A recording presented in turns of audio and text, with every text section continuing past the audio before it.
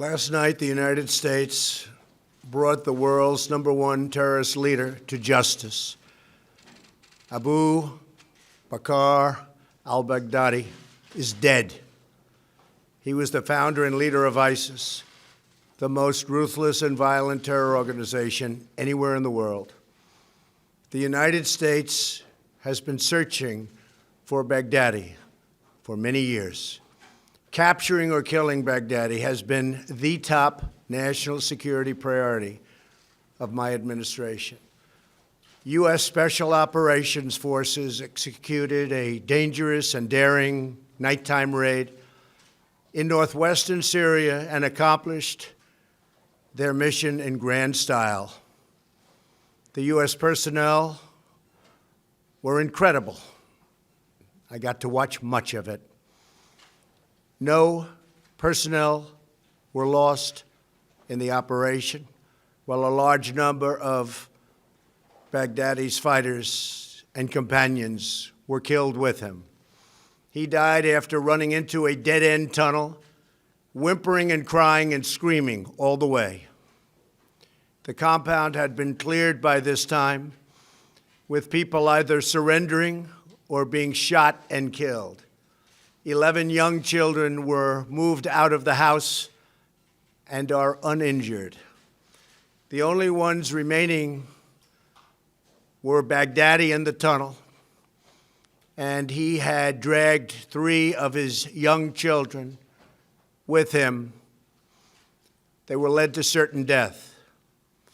He reached the end of the tunnel as our dogs chased him down. He ignited his vest, killing himself and the 3 children. His body was mutilated by the blast. The tunnel had caved in on it in addition. But test results gave certain, immediate, and totally positive identification. It was him.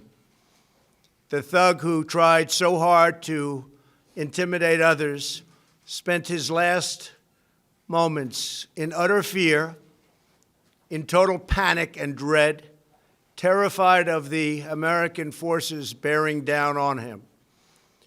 We were in the compound for approximately 2 hours, and after the mission was accomplished, we took highly sensitive material and information from the raid, much having to do with ISIS, origins, future plans, things that we very much want.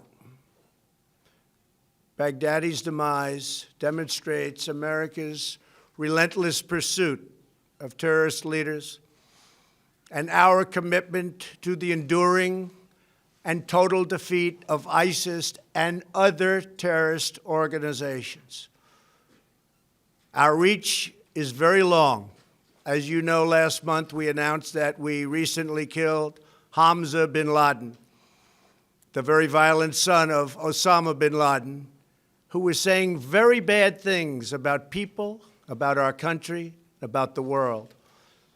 He was the heir apparent to al-Qaeda, terrorists who oppress and murder innocent people should never sleep soundly, knowing that we will completely destroy them. These savage monsters will not escape their fate, and they will not escape the final judgment of God. Baghdadi has been on the run for many years, long before I took office. But at my direction, as Commander-in-Chief of the United States, we obliterated his caliphate 100% in March of this year. Today's events are another reminder that we will continue to pursue the remaining ISIS terrorists to their brutal end. That also goes for other terrorist organizations. They are likewise in our sights. Baghdadi and the losers who worked for him, and losers they are. They had no idea what they were getting into. In some cases, they were very frightened puppies. In other cases, they were hardcore killers but they killed many, many people. Their murder of innocent Americans, James Foley, Stephen Sotloff, Peter Kasich, and Kayla Mueller, were especially heinous.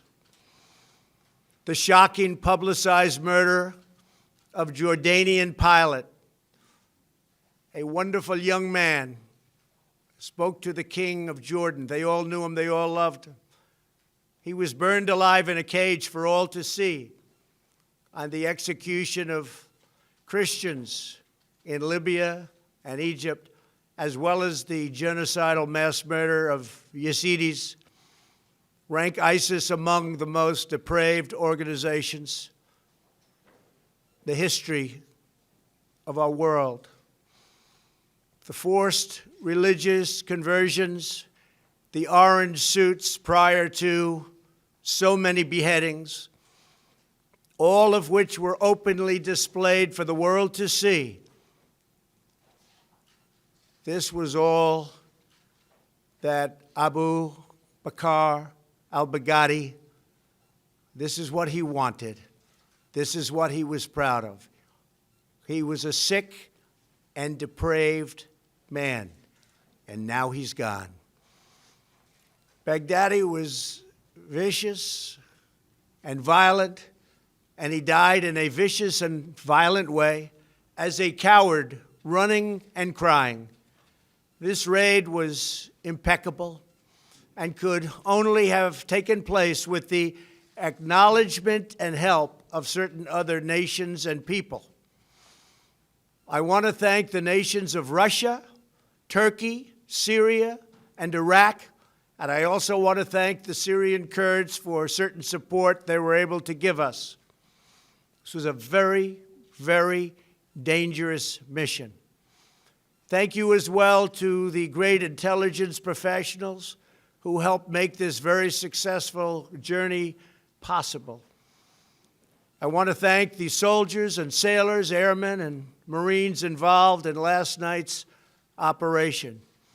You are the very best there is anywhere in the world. No matter where you go, there is nobody even close. I want to thank General Mark Milley and our Joint Chiefs of Staff.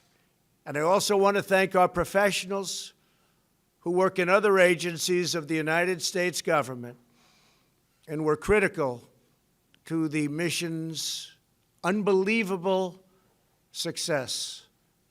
Last night was a great night for the United States and for the world. A brutal killer, one who has caused so much hardship and death, has violently been eliminated. He will never again harm another innocent man, woman, or child. He died like a dog. He died like a coward. The world is now a much safer place. God bless America. Thank you.